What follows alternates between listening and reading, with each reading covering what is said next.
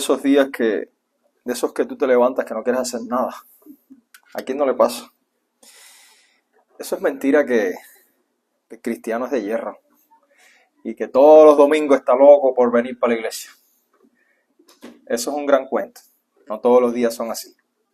Nosotros somos humanos, somos pecadores, somos imperfectos. Tenemos días animados, tenemos días desanimados. Pero tenemos la garantía de que en ese día desanimado el Señor te va a impulsar.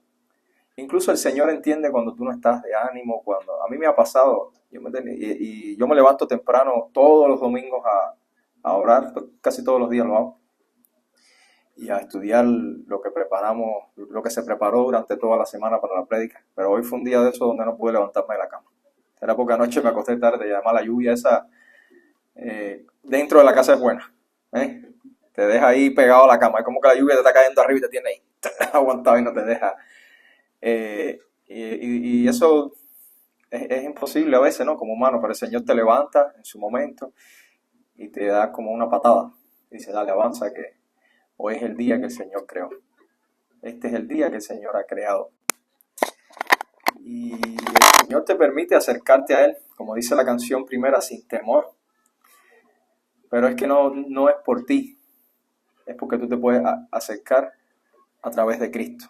Ayer yo le decía, ayer tuvimos un programa excelente con los hombres, tuvimos 7, para ser el primero estuvo bien, gracias a que vinieron 7 quedó comida para hoy, así que al final van a tener comida toda, hay bastantes cosas de comer ahí. Y yo les decía que Cristo para nosotros era como un escudo, que no solo te protege del enemigo, sino recuerden que Cristo también te protege de la ira de Dios. Y que tú te puedes acercar a Dios por Cristo, porque cuando Dios ve lo que se está acercando a Él, está viendo un corazón refugiado en Cristo. No está viendo a Leodani. Porque si Dios me ve a mí que yo me acerco a Él, yo puedo morir al instante. De hecho, Moisés, cuando vio la grandeza de Dios en el monte, Dios le dijo, métete en esta peña y en esta grieta y tú lo que vas a ver es mi espalda y yo voy a poner mi mano sobre ti para que no me veas. Moisés. Así que imagínense si me acerco yo. Pero es a través de Cristo. Porque Cristo es quien te limpia. Y es cierto, como dice la canción, que tal y como somos nos amó. Sí, eso es muy cierto. Y Cristo te ama y te recibe tal como eres. Pero Cristo tiene la autoridad total. Que es lo que es, de hecho, eso es lo que vamos a hablar hoy, de la autoridad de la Biblia. La autoridad total para exigirte lo que tú tienes que cambiar. Cristo te recibe tal y como eres y Él te va a transformar, pero basado en su autoridad y en la autoridad de su palabra, que es lo que vamos a hablar hoy. En la década de los 60, nadie creo de los que estamos aquí hoy estuvo en Estados Unidos en la década de los 60, pero sí conocen. En la década de los 60 se levantó en Estados Unidos el movimiento hippie. Un movimiento que cuando tú lo buscas en internet y tú utilizas el verbo googlear, creo que ya está aceptado por la Real Academia, dice lo siguiente. Los hippies de la década de 60 fueron un movimiento contracultural. Fíjense la palabra, contracultural, que rechazó los valores de la sociedad estadounidense en general y adoptó estilos de vida alternativos.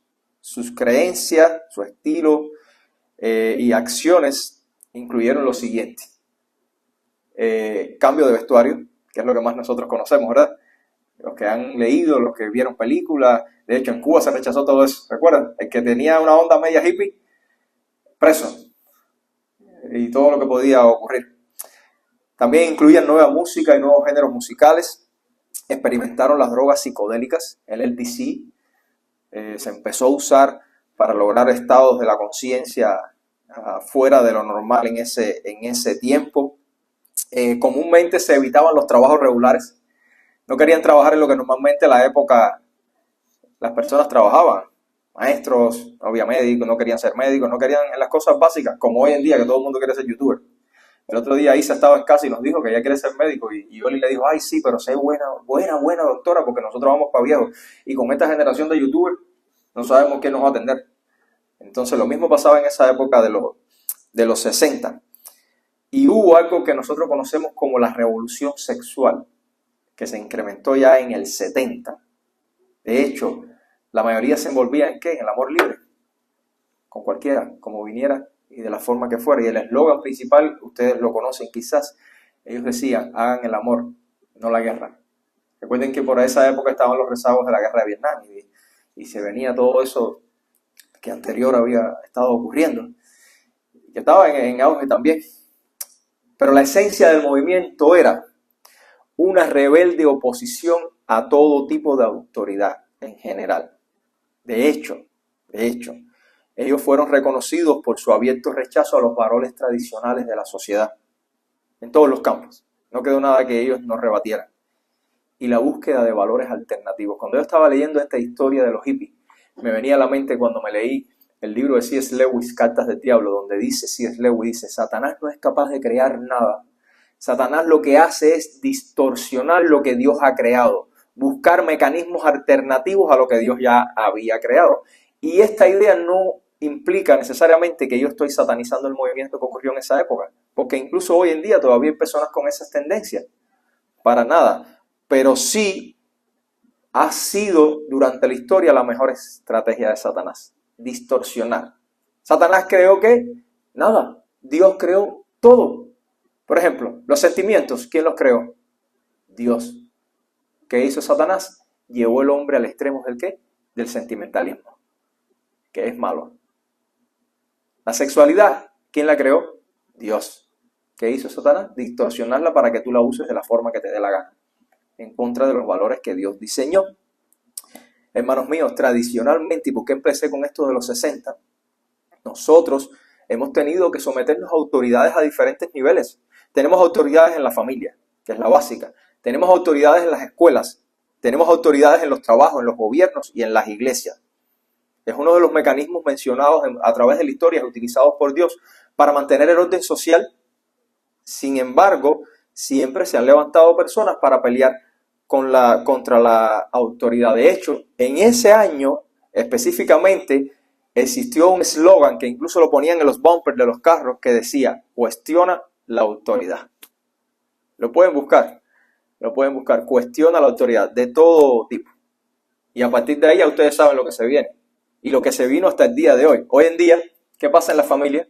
Las esposas cuestionan la autoridad de los esposos y no les gusta hacer lo que dice la Biblia, que deben someterse. No es el tema que vamos a hablar el día de hoy, porque cuando escuchamos la palabra someterse, sobre todo las mujeres, creen que es ponerle el pie arriba, y no es eso, pero es lo que dice la Biblia.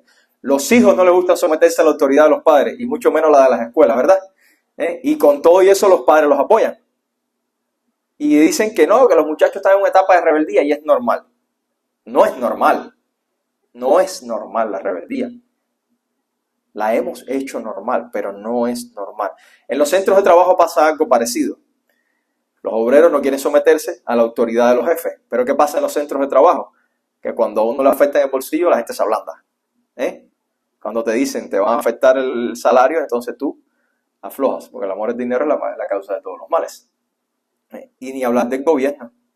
Del gobierno vamos hasta desde simples manifestaciones que vemos en la calle, o cualquier mezcla de opiniones en contra de lo que haga el gobierno, hasta golpes militares, porque la gente no quiere respetar las autoridades.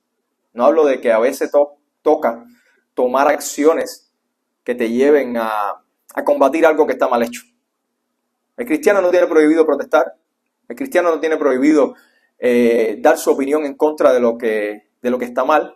De hecho, por quedarnos callados que este mundo está como está. Ahora, uno de los cantantes de esto de música gospel, género reggaetón, él tiene una canción que se llama Harto. Y había un festival de música cristiana en España y el alcalde de la ciudad donde él fue a cantar este tema, dentro de los que iba a cantar, le prohibió cantar la canción. El que no la conozca, aunque no te guste el género, te la recomiendo. La canción habla bien abierto en contra de la ideología de género, en contra, y se llama Harto porque él dice, ya estoy harto de lo que está pasando en esta sociedad. Y al final él termina diciendo que lo que está pasando es que nosotros que somos mayoría estamos silenciados y no hablamos. No quiere decir que no tengamos que hablar o que no podamos oponernos a algo. pero sí hay que respetar las autoridades. Y tristemente este problema que le he mencionado, que viene desde la familia, que viene de los matrimonios, los hijos, las escuelas y el gobierno, ha llegado hasta la iglesia. Tristemente, los miembros de las iglesias, de muchas iglesias, no respetan a sus líderes. Los líderes de las iglesias, en muchas iglesias, no respetan a sus pastores. Las personas se creen que pueden autoproclamarse líderes, pastores independientes o whatever. Ustedes no han visto que cualquiera sale, se va a una iglesia y dice, voy a hacer una iglesia aquí, sin la autorización o la supervisión de otra iglesia o cosas así por el estilo. Pues no respetar las autoridades en cada nivel. Y esto ha llegado al punto que nos trae el día de hoy. Muchas veces dentro de las mismas iglesias no se respeta la autoridad de la Biblia. Y ese es el título de hoy, la autoridad de la Biblia. Me gustaría que después de esta introducción vayamos a la segunda carta de Pablo a Timoteo, capítulo 3. Pablo le escribe a Timoteo, les voy dando un contexto antes de leer, estando preso en Roma. Se dice que es el segundo encarcelamiento que Pablo sufría en Roma antes de haber sido decapitado. Y en Éfesos, donde estaba Timoteo de pastor, él lo había dejado y estaban suscitándose una serie de cosas que Pablo los llamó mitos.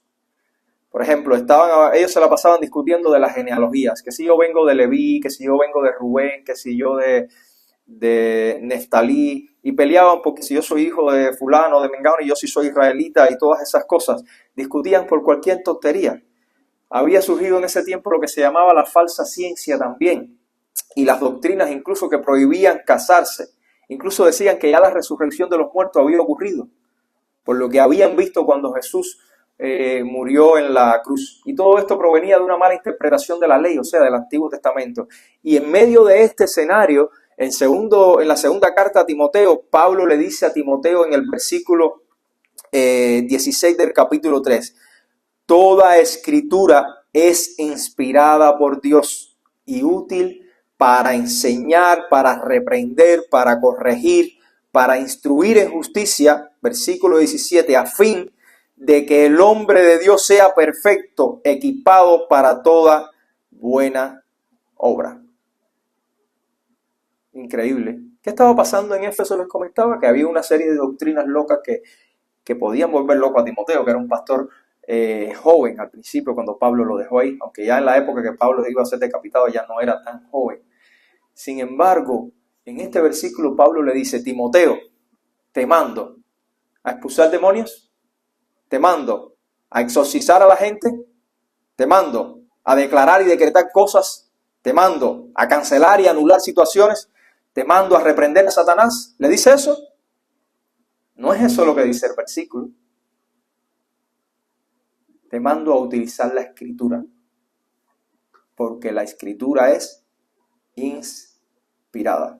Te mando incluso a que tú enseñes esto de generación en generación cuando tú lees toda la carta, que son 4 capítulos súper cortas, porque es la única forma de eliminar todo esto que está pasando aquí. Fíjense si para Pablo era importante la predicación de la palabra fiel y el entendimiento de que esa palabra es inspirada, de que tiene autoridad, que en una carta de 4 capítulos menciona el uso de la palabra de una forma u otra 8 veces, 2 en cada capítulo. Lo hace. Es una carta corta, porque esto es una carta corta que no es como Romanos, quizás no es como la carta a los Hebreos. 4 capítulos y vamos a dar un paseo sobre esos pasajes que Pablo lo menciona. Timoteo 2, capítulo 1, versículos 13 y 14, dícele Pablo a Timoteo al principio de la carta, 13 y 14, dice, retén la norma de la sana palabra, ahí está la mención, que has oído de mí, en la fe y el amor en Cristo Jesús. Guarda mediante el Espíritu Santo que habita en nosotros el tesoro que te ha sido encomendado. O sea, Timoteo, preserva esto que yo te estoy dando como un encargo sagrado, la palabra de Dios. Pero más que eso, si tú lees un poco después, al principio del capítulo 2, él le dice, prepara hombres y enséñale esto, de forma que esos hombres también puedan enseñar a otros más adelante. Usando la palabra solamente, no hay que hacer otra cosa. Capítulo 2 de Timoteo, versículo 9, y después voy a leer el versículo 15. Y le dice, acuérdate de Jesucristo resucitado entre los muertos, descendiente de David conforme a mi evangelio. Fíjense el amor que Pablo tenía por el evangelio, que lo había hecho suyo. Lo sentía como de él, lo vivía. Un hombre que estaba preso y que le iban a cortar la cabeza. Él no lo sabía todavía, pero sabía que estaba a punto de morir. No sabía cómo iba a ser. Dice, por el cual sufro penalidades hasta el encarcelamiento como un malhechor, pero la palabra de Dios no está presa. Escucha, Timoteo, lo que te estoy diciendo. La semana pasada les leí que Pablo había dicho a Timoteo, hemos pasado por tantas cosas y nos han tirado piedras, nos han dado palos. Y ahora le dice, estoy preso, pero nadie puede encarcelar a la palabra de Dios. Nadie la puede frenar porque tiene autoridad. Versículo 15, procura con diligencia presentarte a Dios aprobado como obrero que no tiene de qué avergonzarse, que maneja con precisión la palabra de verdad. Este versículo lo hablamos ayer con los hombres. Dice que cuando tú te vas a acercar a Dios, que no tengas pena, porque tú has hecho todo tu máximo esfuerzo en prepararte bien en la palabra de Dios. La palabra que dice que maneja con precisión es una palabra en griego que quiere decir ortotomeo, que es alguien que corta fino. Vas a cortar una madera y la vas a cortar bien fino. O sea, vas a manejar con cuidado la palabra de Dios. Segunda de Timoteo 3, 15 y 16, ya lo leímos, el primer pasaje. Pero al principio, el versículo 15, que no lo leímos, dice, y que desde la niñez, Timoteo, has sabido las sagradas escrituras. O sea, no es algo que tú aprendiste ahora, es algo que tú traes desde pequeño. Por tanto, Timoteo, te digo de nuevo, que esta escritura dice, las cuales te pueden dar la sabiduría que lleva a la salvación mediante la fe en Cristo Jesús. Porque toda escritura es inspirada por Dios, útil para enseñar, para reprender, corregir e instruir en justicia. Capítulo 4, 2 veces en cada capítulo ha mencionado la palabra. Predica la palabra. Timoteo, para resolver tus problemas tienes que exorcizar personas y echar demonios. ¿Él dijo eso? Predica la palabra, insiste a tiempo y fuera de tiempo, redarguye, reprende, exhorta con mucha paciencia e instrucción. Usa la palabra, Timoteo. ¿Cuándo? En todo momento, a tiempo y fuera de tiempo. A veces no queremos predicar o no queremos usar la palabra porque creemos que el lugar es inapropiado. ¿Hay algo inapropiado o espacio inapropiado para Dios que Dios no puede utilizar? Hay un espacio imposible que Dios no puede utilizar porque nosotros usemos la palabra, y es lo que está diciendo Pablo, a tiempo y fuera de tiempo. Tienes que, con esa palabra, Timoteo, tienes que corregir si hay que hacerlo, tienes que exhortar si hay que hacerlo, pero con la palabra. Y fíjense la importancia que Pablo le da a la palabra. Fíjense la importancia que dice al final de la carta. Él espera que Timoteo lo vaya a visitar a Roma. Él espera que Timoteo lo vaya a visitar. Y dice, cuando vengas, Timoteo, trae la capa que dejé en Troas con Carpo. Una capa. Los libros y especialmente los pergaminos. Un hombre que sabía que estaba a punto de morir, estaba pidiéndole a Timoteo que trajera los pergaminos. Los pergaminos son los rollos del Antiguo Testamento que él había dejado por allá. A pesar de que el hombre sabía, porque él lo dice, que está a punto de ser muerto por la predicación del Evangelio, todavía el hombre quería seguir estudiando y conociendo y empapándose en la palabra. La herramienta que Pablo le da a Timoteo no es más que el conocimiento y la aplicación precisa de la palabra. ¿Por qué hace esto? ¿En qué se basa Pablo? En que toda palabra es ¿qué? Inspirada. La palabra inspirada, que viene del griego, quiere decir respirada por Dios. Dios la respiró a las personas que Él mismo inspiró. Ese es el significado. Y esto le da valor y le da autoridad por sobre todas las cosas. De hecho, fíjense si Dios está tan conectado con su palabra, que ¿cuál fue el nombre que Dios le dio a su Hijo en el primer capítulo del libro de Juan? El verbo. La palabra verbo que se utiliza ahí quiere decir logos. Y la traducción de ese logos al griego quiere decir la palabra. En el principio, el verbo era ¿qué? Dios, y el verbo estaba con Dios, la palabra. Fíjense si Dios le da importancia a que el nombre que Cristo recibió en ese capítulo era la palabra. O sea, Cristo era la palabra. Ahora, todos sabemos que Dios tiene autoridad. Es innegable. ¿Por qué Dios tiene autoridad? Primero, es un ser eterno.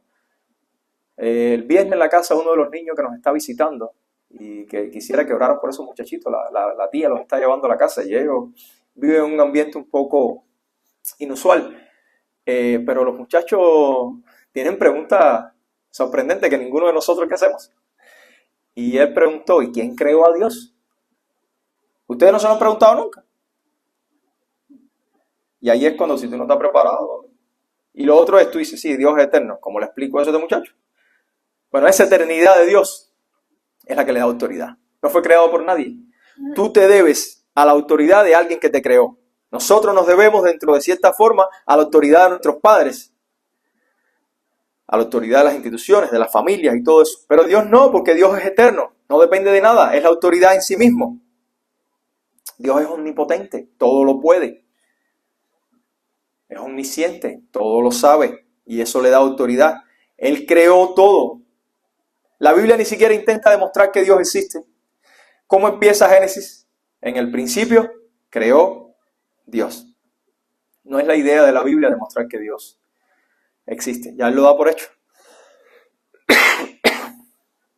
Además de ser creador, Dios tiene autoridad porque Él es quien sustenta y mantiene todo. Todo lo que está ocurriendo, Él lo mantiene en su lugar. Si tú respiras, respira porque Dios te permite. Si Dios hace así, tú paras de respirar ahí mismo. Y eso le da autoridad. De hecho, ¿qué dice la Biblia? Que Dios viste ¿qué? Los lirios del monte. O sea, la hierba sale como es y las flores son como son porque Dios le da la capacidad de que sean así. Tiene autoridad para eso. Ahora, en la vida real, un gobierno, por ejemplo, tiene autoridad para delegar sus funciones en otra persona, en otra institución o incluso un escrito. Que hizo el gobierno, se reúne, hace una constitución y esa constitución tiene que autoridad para legislar, para controlar todo lo que ocurre. Por ejemplo, el presidente tiene derecho a delegar cualquier cosa que él crea conveniente en el vicepresidente, ¿correcto? El presidente tiene derecho a delegar en cualquier institución del país lo que él crea necesario porque en ese momento, en el caso del presidente, él no puede resolverlo o crea que tiene que dedicarse a otras cosas. El presidente tiene derecho a delegar en algún documento específico. Pero ¿cómo aplica esto a Dios? Bueno, Dios en su infinita soberanía y poder, siendo la autoridad suprema en todo, tiene el derecho de delegar esa autoridad a quien Él desea. ¿Cómo se ha visto esto en la historia? Vamos a Génesis. ¿Qué hizo Dios con Adán? Le dio la autoridad ¿para qué? Para dominar su creación. ¿Correcto? Pero esa autoridad fue temporal también. ¿Qué hizo Dios con todos los hombres que hablaron en el transcurso del Antiguo Testamento? Le dio autoridad a los profetas para que hablaran en su nombre lo que Él quería que su pueblo supiera. Para llamar al arrepentimiento, para exhortar, para levantarle el ánimo, para decirle lo que era correcto hacer. Pero estos hombres eran imperfectos. No eran 100% ellos en sí mismos, no eran inerrantes e infalibles como aprendimos la semana pasada. Podían cometer errores. No eran la autoridad en sí mismo. Tenían alguna autoridad, pero no eran la autoridad en sí mismo por su incapacidad para ser infalibles. Ahora, Dios sí delegó autoridad totalmente en dos cosas importantes, en dos elementos importantes o en dos personas importantes. Toda autoridad me ha sido dada en el cielo y la tierra. La gran comisión, ¿quién es? Jesús. Jesús es la autoridad en sí mismo. Pero además, Dios delegó toda esa autoridad en un documento, como mismo hace un presidente. Dios delegó esa autoridad ¿en qué? En la Biblia. ¿Por qué? Porque la inspiró, la respiró sobre las personas que se dedicaron a escribirla. Él le dio cada elemento para que así fuera y le dio la capacidad de ser autoridad veraz. ¿Qué quiere decir una autoridad veraz? Que su conocimiento es tanto que es obligatorio que sea aceptada, que sea reconocida y respetada al 100% en cada punto que ella trata. Ustedes conocen a alguien que sea muy ducho en la materia, por ejemplo, en matemática. Bueno, esa persona es la autoridad en matemática. Su conocimiento le permite decir, yo soy el que más sé de esto. Por tanto, lo que yo escriba es de respetar. Y eso es lo que hizo Dios con la Biblia. Yo soy el que más sé de todo esto. Por tanto, lo que yo mande a escribir, eso es lo que hay que respetar. Por tanto, si la Biblia dice lo que diga, uno tiene que respetarlo. ¿Qué quiere decir esto? ¿Cómo lo traducimos mejor? Es como que la Biblia te diga, si haces lo que yo te estoy diciendo en este tema, tú vas a ir a la verdad. Y si no lo haces, ¿qué va a pasar? Vas a caer en el error. Lo mismo pasa en el campo de la medicina. Nosotros los médicos no tenemos el poder para obligarte a ti a tomarte la pastilla. Pero te decimos, si tú te tomas este medicamento para la condición que tú tienes, lo probable es que tú mejores, tú vas a mejorar. Y si no lo haces, pues no vas a mejorar. Así mismo ocurre con la Biblia. Si haces, vas a la verdad. Y si no lo haces, caes en el error. ¿Pero por qué? Porque la palabra es enviada por Dios. Dios fue quien la dio. Vayamos a Isaías 55 a ver qué nos dice Isaías. Isaías está hablándole al pueblo de Israel acerca de la misericordia de Dios. Y este pasaje es uno de los pasajes, aunque no es el que voy a leer, pero este capítulo es uno de los que más le gusta a las personas, sobre todo cuando estamos en situaciones difíciles, donde Dios dice, porque mis pensamientos son más altos que los tuyos y mis caminos son más altos que los tuyos, ¿verdad? Y realmente lo que está hablando es de la misericordia de Dios. No está dejando de hablar de que Dios provee y de todas las cosas que Dios te trae, pero está hablando de la misericordia y de la salvación que Dios trae. Pero en el versículo 10 de Isaías 55 dice lo siguiente: porque como descienden de los cielos la lluvia y la nieve, y no vuelven allá, sino que riegan la tierra, haciéndola producir y germinar, dando semilla al sembrador y pan al que come, así será mi palabra que sale de mi boca. No volverá a mí vacía, sin haber realizado lo que deseo y logrado el propósito para el cual la envié.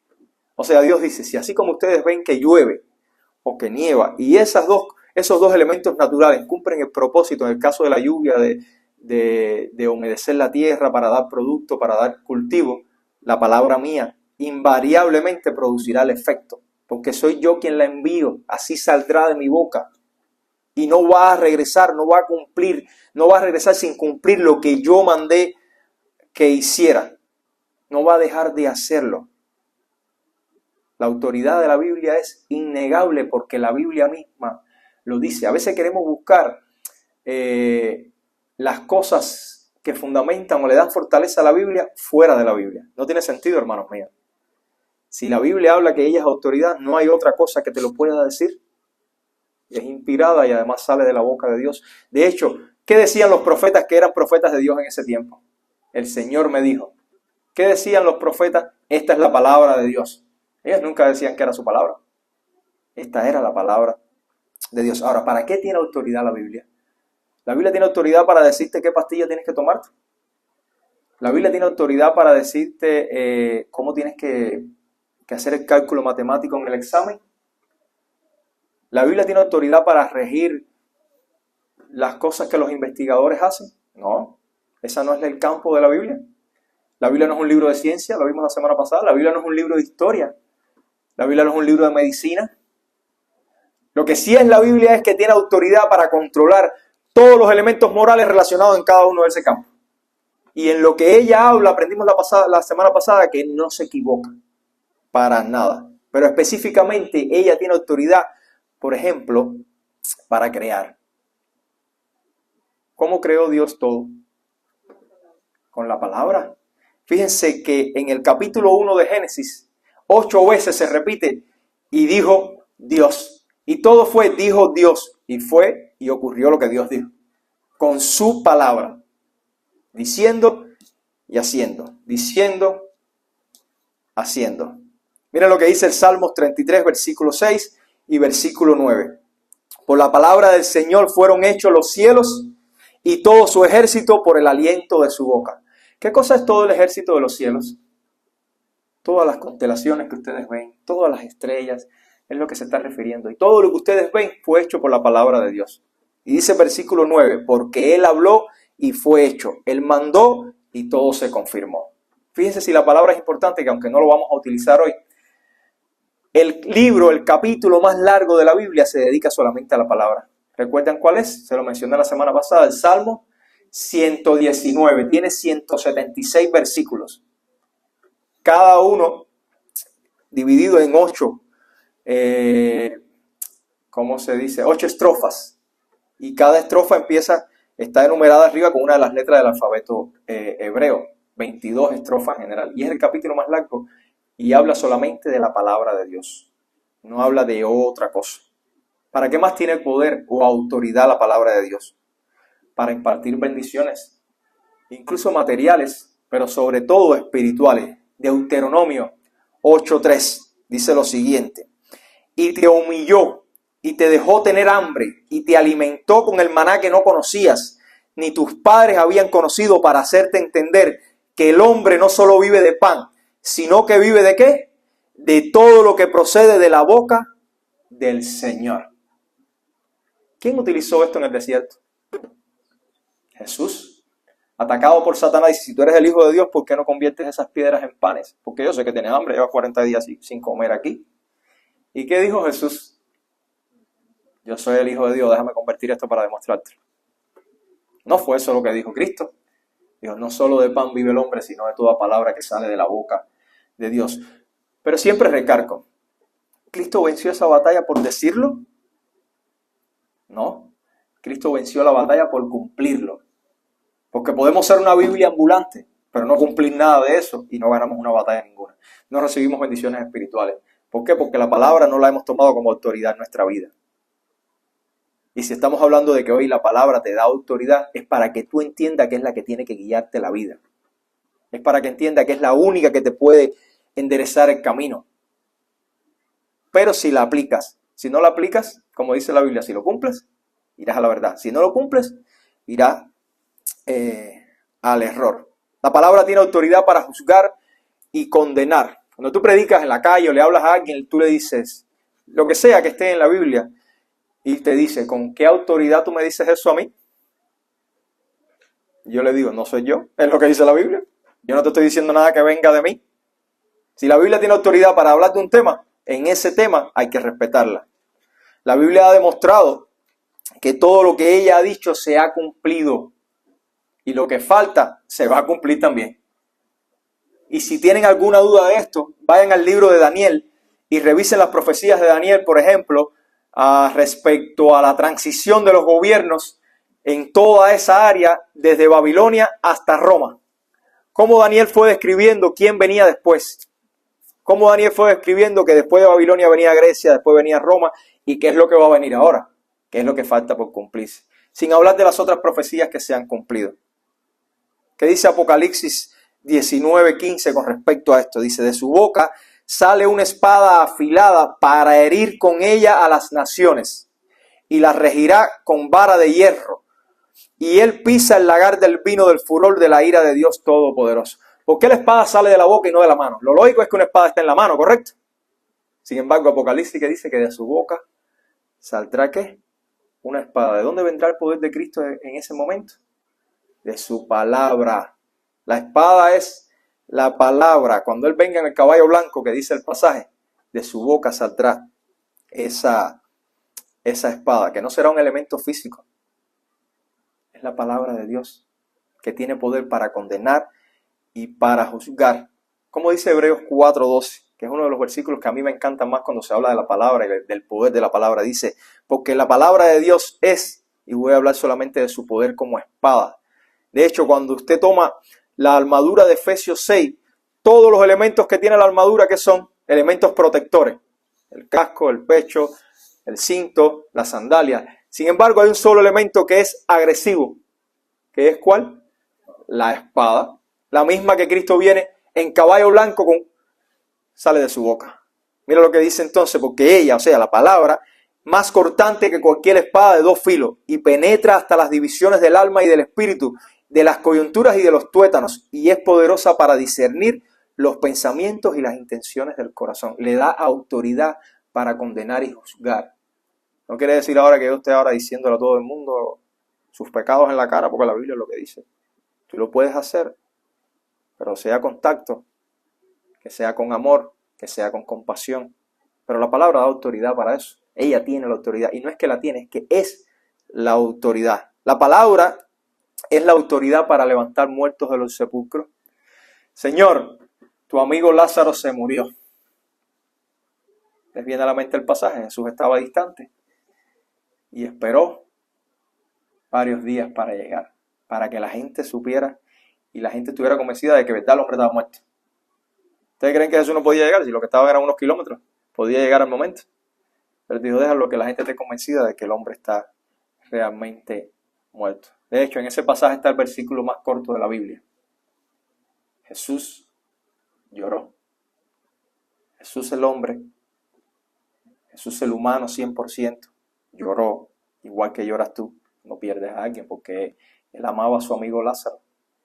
Y llega entonces Jesús a la tumba y le dice, quiten la piedra. Quiten la piedra. ¿Qué pensarían ustedes? Seguro que Jesús va a entrar a dar CPR, a reanimar a Lázaro, o a hacer algún tipo de rito, o a hacer algún tipo de oración rara, o a tirarse para el piso. ¿Qué pensarían ustedes? Quizás ellos pensarían eso, quiten la piedra. Él va a entrar y algo va a hacer. ¿No? Habiendo dicho esto, quitaran la piedra y todo lo demás, gritó con voz fuerte, Lázaro, ven fuera. Su palabra.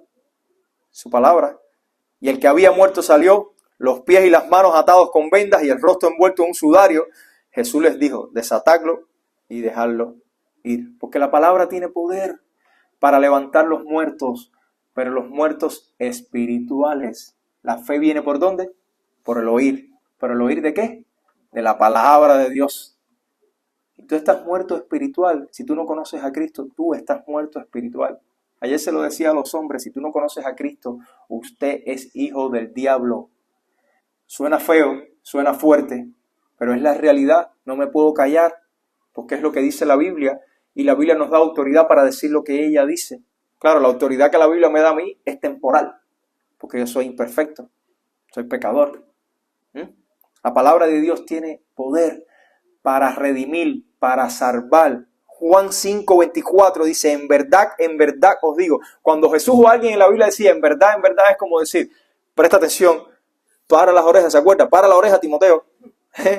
Para la oreja, Nicodemo, que escucha lo que te voy a decir. En verdad te digo que el que oye mi palabra y cree al que me envió, tiene vida eterna y no viene a condenación, sino que ha pasado de vida, de muerte, a vida. O sea, tú no conoces a Cristo, escucha la palabra. Y si estás acá y no lo conoces, no tienes justificación. Ya lo escuchaste. La Biblia dice en Romanos 1 que nadie tiene justificación para no creer que Dios existe. Lo hablamos el viernes, creo, en la clase, ¿no? Creo que hablamos, o el anterior, nadie tiene justificación para creer que Dios existe.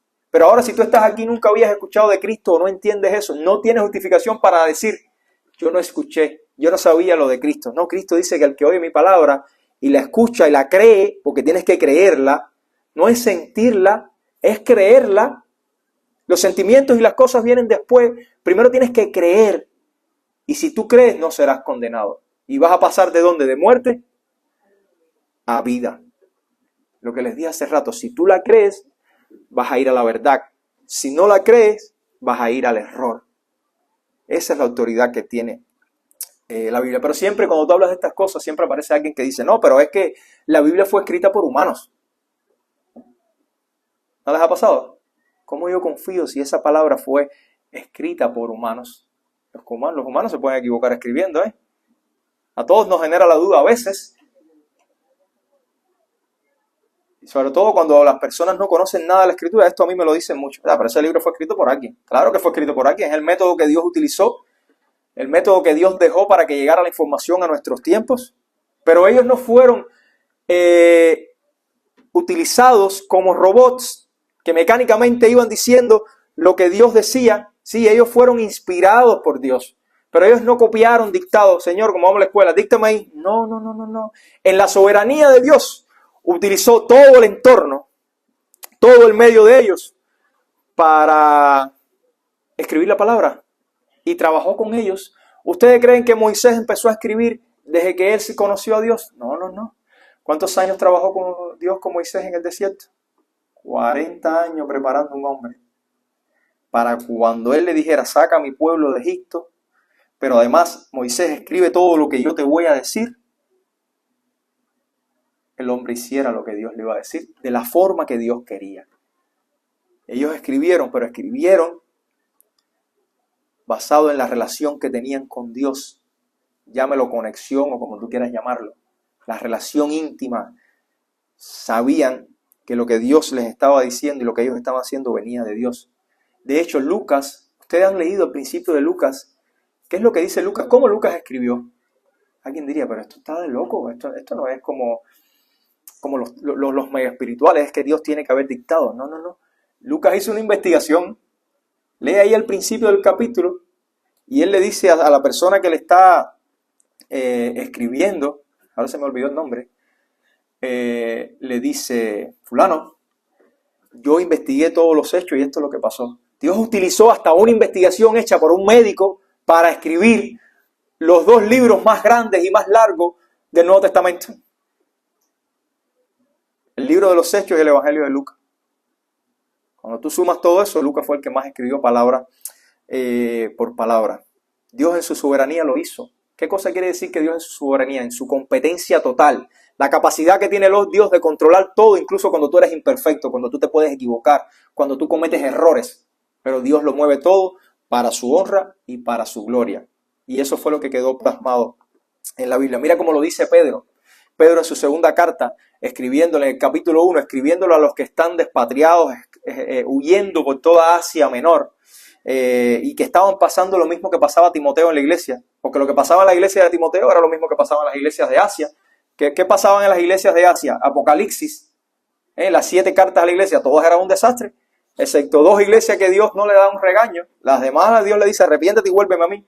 En cada una de esas 5 iglesias está la palabra arrepiéntate. Y eso mismo estaban pasando cuando Pedro también escribe a las iglesias, a los despatriados, a los que estaban dispersos por Asia. Y le dice en el capítulo 1, versículo 20, dice, pero ante todo sabed esto, que ninguna profecía de la Escritura es asunto de interpretación personal. O sea, lo que está ahí no solo depende de que tú lo puedas entender con tu intelecto. Usted puede ser máster en ciencias X. Usted puede ser profesor o doctor en lo que sea. Pero para entender la Biblia no depende solamente de ti. Depende de la acción, de tu interés personal, pero depende de la acción del Espíritu Santo a través de ti. De cómo el Espíritu Santo te ilumina para que tú puedas captar lo que está ahí. ¿Por qué aclaro esto? Porque este versículo, más adelante vamos a ver, llevó a la Iglesia Católica al desastre que hizo en toda la historia. Por eso lo estoy aclarando en este punto. Y le dice, pues, versículo 21, ninguna profecía fue dada jamás por un acto de voluntad humana. O sea, esos hombres no escribieron por un acto de su propia voluntad, sino que hombres inspirados por el Espíritu Santo hablaron de parte de Dios. No fue que ellos escribieron lo que le vino a la mente, lo que su imaginación les dio. No fue que Homero escribió la Ilíada porque era lo que él creía, o que Lucas escribió esto porque la investigación le parecía bien. No. Fueron hombres guiados por el Espíritu Santo. Hombres que recibieron, hombres que fueron soplados, como le dije, fueron inspirados por Dios y escribieron lo que Dios les estaba diciendo. Miren cómo lo dice la Confesión Bautista de 1689. El que la quiera la puede tener. Ahí al frente creo que tenemos Juanca, Confesiones Bautistas, para que vayan ahí. Si no, yo tengo para traer más. Miren lo que dice la Confesión Bautista de 1689, hace unos cuantos años atrás. El capítulo 1, en su párrafo número 4 dice: la autoridad de las Sagradas Escrituras, por la que debe ser creída, no depende del testimonio de ningún hombre o iglesia, sino enteramente de Dios, quien es la verdad misma, el autor de ella. Por lo tanto, debe ser recibida porque es la palabra de Dios. Es por lo que ella es, no por lo que ella hace.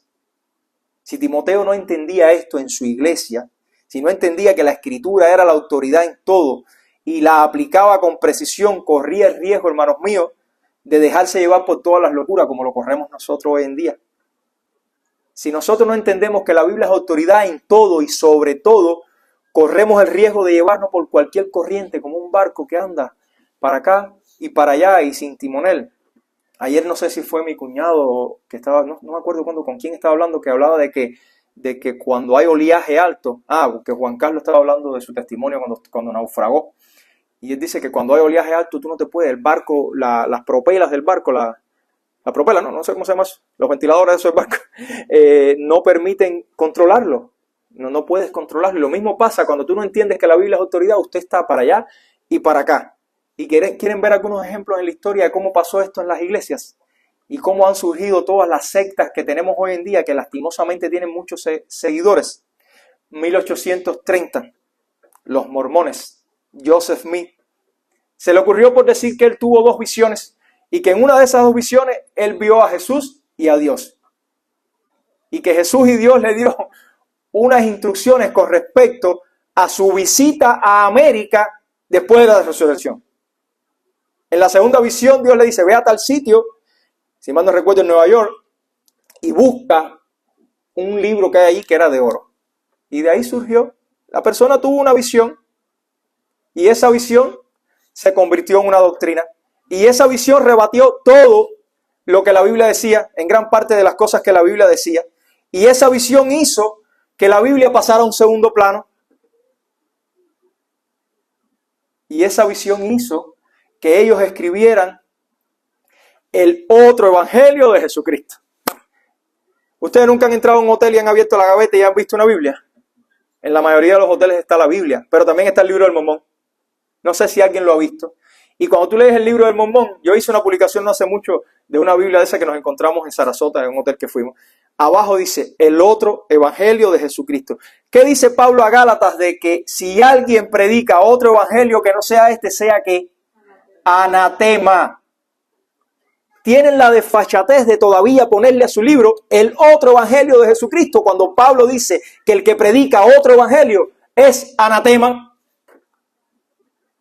maldición. ¿Y todo surgió de qué? De una supuesta visión que no estaba de acuerdo con lo que la Biblia decía, porque no entendieron que la Biblia es la autoridad máxima en todo. ¿Quieren más? 1870.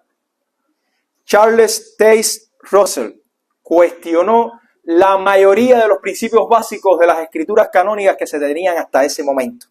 Por ejemplo, cuestionó la deidad de Cristo, la inmortalidad del alma, la existencia del infierno, la existencia de la predestinación, el regreso carnal de Jesucristo a la tierra, cuestionó la Trinidad y producto de eso el canon que ellos habían leído sufrió variaciones. Se mantuvieron con los mismos 66 libros, pero crearon una Biblia nueva, la Biblia del Nuevo Mundo o la tradición del Nuevo Mundo. ¿De quién estoy hablando? De los testigos de Jehová, porque no entendieron que la Biblia era autoridad y se pusieron a cambiar todo lo que la Biblia decía, que no encajaba porque Russell tuvo una visión o porque se enteró de que tal cosa, o cuestionaban todo con una mala intención y dirigido por Satanás. No estoy satanizando a esas personas. Estoy diciendo que cuando no te sometes a la autoridad de la Escritura, lo más probable que te pase es que caigas en estas cosas. ¿Quieren más ejemplos? 1717, la aparición de las logias. La francomasonería afirma tener como objetivo de la búsqueda de la verdad. Ellos dicen, el objetivo tuyo es buscar la verdad. ¿Qué dice la Biblia? Que Jesús es la verdad, el camino, la verdad y la vida. Tú no tienes que buscar nada, tú lo único que tienes que buscar es a Jesús. En la francomasonería, la Biblia en muchas veces se toma como el tomo sagrado. Y tú entras y está en el altar quizás abierto. Pero está la Biblia abierta porque en América Latina la mayoría de los miembros de ella son personas que descienden del cristianismo. Pero si el grueso de la iglesia o el grueso de la unión de ellos, porque ellos no se te llaman iglesia, fuera, por ejemplo, musulmana, lo que estuviera abierto como el tomo sagrado fuera el Corán o cualquier otro libro en dependencia del grueso. La masonería te dice que para pertenecer a ella tienes que hacer una serie de ritos e iniciaciones. ¿Y qué es lo que dice Cristo que tienes que hacer tú? Arrepentirte y creer, no tienes que hacer más nada. No tienes que darte latigazos, no tienes que hacer penitencia. La masonería no acepta a Jehová como el único Dios. El Dios de ellos se llama el supremo arquitecto del universo, el supremo gran maestro. Y si para ti que perteneces a esta logia, tu Dios es Alá, ese también es.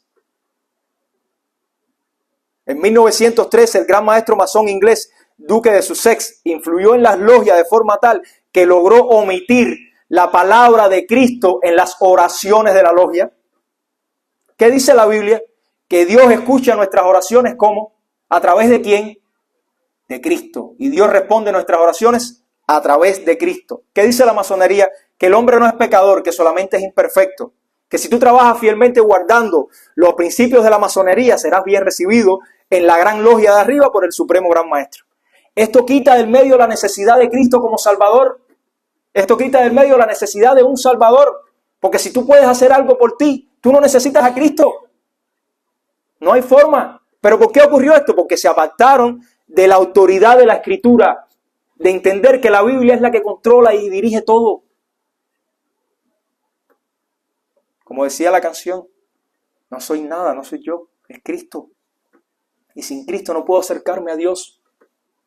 Si estás pretendiendo acercarte a Dios porque todos los días te levantas, oras, lees la Biblia, donas para la iglesia, aportas, por gusto, estás haciéndolo por gusto.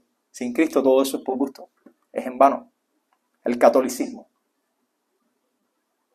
¿Recuerdan el pasaje? Ninguna profecía es ¿qué? Es interpretación ¿qué? Humana. ¿Qué dijo el catolicismo? Bueno, como ninguna profecía es de interpretación humana, pues las personas más preparadas aquí son los papas, los mega espirituales, los líderes, y ellos son los que van a interpretar. Y ustedes van a hacer lo que nosotros digamos. Así se movió la Iglesia Católica durante todos esos años, por apartarse de la autoridad de las Escrituras. Interpretaban y luego el pueblo hacía lo que ellos decían que había que hacer. Le dieron el mismo valor al Papa y a la institución que a la Biblia. Los pusieron a la misma altura. Incorrecto. Ambos representaban el poder de Dios en la tierra. Son representantes ambos del poder de Dios en la tierra. Indudable, nosotros somos representantes de Dios en esta tierra, pero nosotros no tenemos la autoridad de la Biblia. Nosotros tenemos autoridad para ir a decir lo que la Biblia dice. Y esa fue la forma que la Iglesia Católica se apartó, siguiendo tradiciones. ¿Qué pasaba con las tradiciones? Bueno, como el Papa y la Iglesia y todos sus líderes son la autoridad, y ustedes lo único que tienen que hacer, de hecho, yo les comenté, la Biblia solo era en latín, era prohibido la traducción de la Biblia en todos los idiomas. A Tyndale lo quemaron en la hoguera por traducir la Biblia en inglés, para que el pueblo no conociera. Y como yo soy la autoridad ahora, todo lo que yo he hecho desde allá hasta aquí, también es autoridad. Hay que rezar el rosario. Porque fulano por allá en el año 1500 vio que el rosario estaba en la mano de no sé qué santo y eso se hizo tradición. ¿Eso está en la Biblia? ¿Tenemos autoridad para meter y sacar gente del purgatorio? ¿El purgatorio está en la Biblia? ¿Tú tienes autoridad para perdonar pecados a alguien? ¿O para sacar a alguien de los muertos? Si Lázaro y el hombre rico manda a Lázaro, ¿no? Si Lázaro no puede ir para allá. Ustedes no tienen comunicación. Lázaro no sabe lo que te está pasando a ti. Si ustedes han tenido todos los profetas y no le han hecho caso. Nadie tiene autoridad. Si cualquiera de nosotros, por nuestras buenas obras, tuviera autoridad para sacar a alguien del supuesto purgatorio, ¿para qué vino Cristo? ¿Por gusto? Porque entonces yo puedo hacer lo que Cristo no hizo. Hay una sola muerte. Y ese día, cuando usted muere, usted se va a presentar a Dios. Y Dios te va a poner tu currículum y lo va a pesar. Tú puedes haber hecho mucho como la Madre Teresa de Calcuta. Pero si no tuviste a Cristo como tu único Salvador, esa balanza no se va a mover. No soy yo, sino Cristo, dice la canción. Y esta disputa, este tema con la Iglesia Católica fue lo que llevó a Lutero a hacer la Reforma. ¿Y por qué hablo? Porque este mes se está cumpliendo un aniversario más de la Reforma. 523 años de la Reforma. ¿Qué dijo Lutero? No. Sola Escritura, que es una de las máximas del protestantismo. Solo la Biblia, aquí no hay más nada. Eso no quita que existan confesiones como la que les acabo de leer, que están de acuerdo a todo lo que dice la Biblia, que es una guía para que tú entiendas que tú crees de una forma más rápida y amena. Eso no quita eso, pero eso no tiene autoridad. Lo que tiene autoridad es la Biblia. De hecho, como les leí la semana pasada, y lo quiero repetir de nuevo, ¿qué fue lo que dijo Lutero en su defensa en Alemania, en Worms? Lo citaron para que se retractara de todo. Tenía un bulto de libro y le dijeron, te retractas de todo lo que tú has escrito ahí. Y miren lo que dice él, se los voy a leer de nuevo. 1521, marzo. Dice, a menos que se me convenza con la Escritura y la mera razón, no acepto autoridad de papas y concilios que se han contradicho entre sí. ¿Ustedes saben cómo se hizo la Basílica de San Pedro? ¿Alguien sabe la historia de por qué Lutero levantó esto? La Basílica de San Pedro se hizo, o se pagaron las deudas cobrando indulgencia. ¿Ustedes saben qué es indulgencia? Bueno, mi esposa murió y murió en pecado porque yo lo sé. Ahora yo voy al Papa y entonces el Papa me va a decir a mí, bueno, tienes 3 cosas para sacar a tu esposa del purgatorio. 1, haces penitencia. Te das 700 latigazos, sube la escalera de la Virgen de no sé cuántas rodillas o caminan. Eso es una de las cosas que se hacía. ¿Cómo es? 2, te vas a una cruzada ¿Se acuerdan las cruzadas de las películas? A representar a Roma y a tratar de meterle por la frente y a la fuerza el evangelio a los indios de América. Eso fue lo que hicieron aquí en España, aquí en América.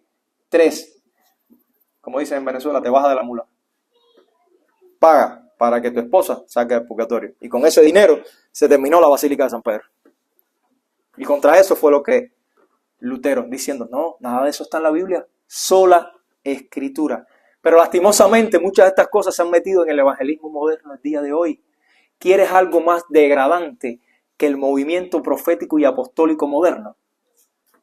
La cantidad de profetas que han surgido cuando no había habido un profeta desde los años de Pablo, desde el primer siglo, hasta 1990, ponle 1960. Y ahora hay más profetas que nadie. Ahora todos los días sale un profeta. Ahora hay escuelas de profetas. A mí me salen, como yo me la paso buscando cosas en internet, a mí me sale, y la Meta, ¿no? Es Meta, ¿cómo se llama? Tú te metes a buscar en Google y directo a Facebook te mandan.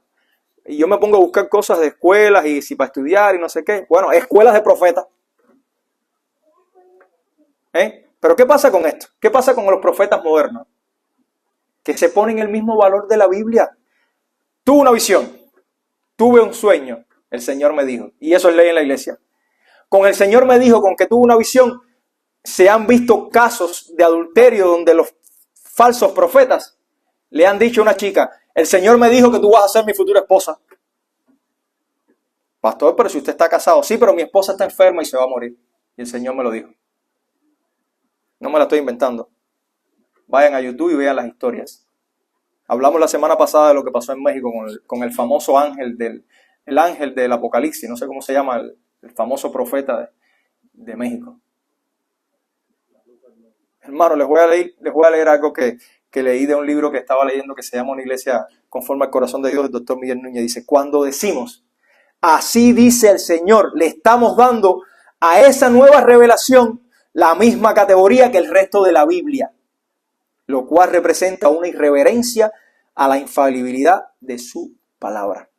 Eso no quiere decir, porque Dios utilizó hasta una mula, hasta un burro lo utilizó, que Dios te pueda hablar a través de tus circunstancias, quizás audiblemente, no sé. Pero yo siempre lo digo, cuestiona si lo que te está llegando está en la palabra de Dios. Porque la autoridad es la palabra de Dios, no quien te habló a ti. Pedro fue hablado por Satanás y Jesús lo reprendió. Y era Pedro. ¿Cuánto más nosotros, pobres mortales? Cuando alguien dice eso, si lo que dice no está en concordancia de las Escrituras, se está poniendo a la misma altura de la Biblia y está diciendo que ella o él, el que está hablando, es la autoridad en cualquier tema que quiera hablar. Sin embargo, me gustaría leerles lo que dice Millard Erickson en el libro de Teología Sistemática. Dice, el mismo Dios es la suprema autoridad en materia religiosa. Tiene el derecho de establecer el estándar de lo que hay que creer y practicar. Todo el derecho. Sin embargo, en lo que respecta a los temas principales, no ejerce autoridad de forma directa. Más bien delega esta autoridad creando un libro, la Biblia. Como contiene su mensaje, la Biblia tiene el mismo peso que Dios tendría si nos estuviera hablando a nosotros directamente. Pero la gente hoy en día, cuando lee el pasaje que le dice, no robarás, pero en tu compañía tienes que meter las manos y falsificar todo para poder hacer dinero, arranqué esa página. Cuando la Biblia dice, no mirarás a la mujer de tu prójimo, porque Dios mira tu corazón y eso es adulterio, no me gusta, le arranqué la página. No, la Biblia tiene autoridad para todo, para lo bueno y para lo malo. Hay que respetar la autoridad de la Biblia, aunque sea un libro. En nuestro medio, hermanos míos, no hay espacio para la duda respecto a que la Biblia es la autoridad de Dios, que Él la ha dejado para guiarnos a nosotros en todo lo referente a la fe y a la vida religiosa del cristiano. Yo sé que muchas veces no nos gusta. Yo lo entiendo, a mí me pasa y me ha pasado. No, Señor, se te fue la mano con eso. Resiste, aguanta, pelea, de rodillas. Pero es la autoridad y hay que obedecerla. La idea que tú tengas de la Biblia, de la palabra de Dios, es la idea que tú tienes del Dios de la Biblia. Si tú no crees que la Biblia es la autoridad, usted no cree que Dios es la autoridad. Si eres rebelde a lo que dice la Biblia y no la ves como la norma que rige tu vida, te estás rebelando contra Dios mismo. Con su palabra Él creó todo y todavía sigue levantando muertos. Por tanto, tenemos que obedecerla. Y para concluir les voy a leer algo, porque estas prédicas suenan como a regaño. Yo sé que sí, pero les voy a leer algo para que levantemos el ánimo. Es anónimo, no sé ni quién lo escribió. Dice: la Biblia contiene la mente de Dios, el estado del hombre, el camino de la salvación, la condenación de los pecadores y la felicidad de los creyentes. Sus doctrinas son santas, sus preceptos son comprometidos, sus historias son verdaderas y sus decisiones son inmutables. Léela para ser sabio, créela para ser salvo, practíquela para su bendición, contiene luz para guiarle, alimento para sostenerle y consuelo para alentarle. La Biblia es el mapa del viajero, el cayado del peregrino, la brújula del piloto, la espada del soldado, el itinerario del cristiano. Así se restablece el paraíso y las puertas del infierno son reveladas. Cristo es su gran tema, nuestro bien, su diseño y la gloria de Dios su finalidad. Debe llenar la memoria, gobernar el corazón y guiar el caminar. Léela lentamente, frecuentemente y en oración. Es una mina de riqueza, un paraíso de gloria y un río de placer. Es dada a usted y será abierta el día del juicio y recordada para siempre. Ella encierra la responsabilidad más alta, recompensará la labor más grande y condenará a todos los que menosprecien su contenido. El desconocimiento de la ley no te exime de la culpabilidad. Vamos a orar. Amado Señor, te damos gracias por esta mañana y te ruego sobre todas las cosas, Señor, que nosotros podamos entender este mensaje.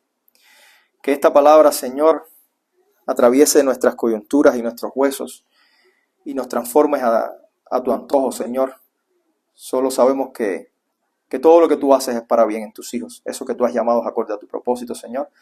Ayúdanos a ser fiel a tu palabra. Perdónanos porque a veces nos rebelamos contra ella y quizás no entendemos su autoridad, pero sabemos que todo obra para bien, Señor. Ayúdanos, Señor, a seguir tus preceptos. Ayúdanos a amarlo, Padre, como tú dices en tus salmos. Ayúdanos a respirar por ellos, Señor. A esta hora, Señor, especialmente te pido por esta iglesia, por mis hermanos aquí presentes, por los que no pudieron venir hoy. Te ruego, Señor, que tú pongas sobre ellos tu mano misericordiosa. Que a cada uno de los que están acá, Señor, le des la paz que sobrepasa todo entendimiento. A todos nuestros hermanos que incluso no están acá, Señor, también. A sus familias.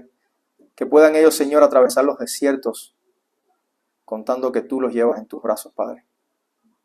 Bendice tu iglesia, bendice tu pueblo donde quiera que se congregue hoy. Aléjanos, Señor, de caer en malos caminos que desvíen nuestra iglesia. A esta hora especialmente te quiero pedir por todo el pueblo de la Florida, Padre, que están enfrentando estas situaciones meteorológicas. Ten misericordia de tu pueblo acá, Señor. Provéele lo necesario. Danos fortaleza para resistir cualquier temporal del clima, Padre, sobre todo los que ya lo pasaron un poco al norte, incluso más arriba fuera del estado, Señor. Permite que les lleguen los recursos necesarios allí, Padre. Y sobre todo, Padre, que ellos sientan tu mano, que ellos sientan la necesidad de estar contigo, Padre. Oro por este país, Padre. Ahora se acercan tiempos difíciles, tiempos de elecciones. Sabemos que tú eres el único que quita y pones presidentes o reyes, Padre. Confiamos en ti. Ayúdanos siempre a actuar correctamente en estos temas también, Señor. Ayúdanos y guíanos con tu dirección. Bendice y protege a cada uno, Señor. Bendice y protege a nuestro pastor que regresa hoy. Tráelo con bien y que pueda seguir enseñándonos la sana palabra, Señor. Te pedimos esta oración en nombre de Jesús.